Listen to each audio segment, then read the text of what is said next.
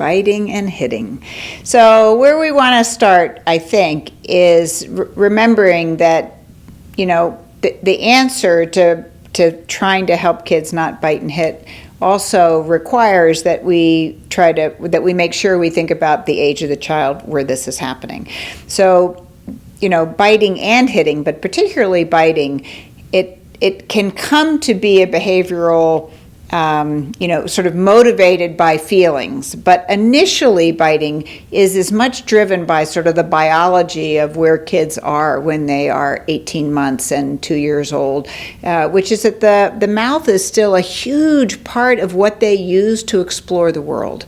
So you will find with an 18-month-old, say, or even a 12-month-old, that they will bite you as often in the coziest, snuggliest hug as they will when you, try to take something away from them and they come, trying to bite your hand. So that biting initially is as much because it feels really good in the mouth to bite down. It's also where lots of things are explored, right? At that age, kids are still putting everything in their mouth. They're smelling things. They're testing them in their mouth.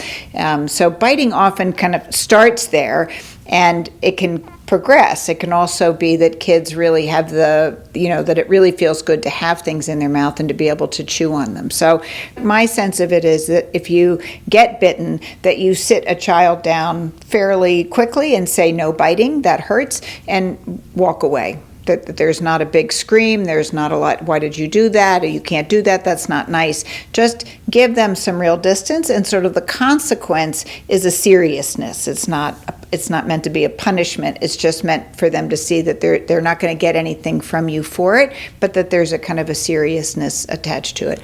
When kids are in child care centers and there's biting, the first thing that we suggest is that kids have things that they can have in their mouth a lot, because we're not sure at that age whether or not that is biting because they are mad, or is it biting because they still just want to have things in their mouth. So having chewy necklaces or something pinned to their shirt that they can keep in their mouth. Binkies aren't so good because that interferes with talking, but other things, that they can have in their mouth to chew on can be very helpful. Hitting has a little bit different trajectory, but it's not totally different, in as much as that young kids are still using their bodies to express so many of their feelings are still expressed through their bodies. So, hitting is part of an expression where toddlers are still discovering the power of their body. So again, yes, it has to be stopped, but don't attach too much aggression to it. Don't attach too much kind of, I'm going to hurt you. It's still very reactive. So hitting and biting are still very reactive up until kids are in more of a preschool year where they can have language. They have other ways to try to express their anger, their frustration, their sadness. And so a lot of our thinking about it is how do we help kids transition into that other space where where we can use some consequences, which can very much help with hitting, certainly.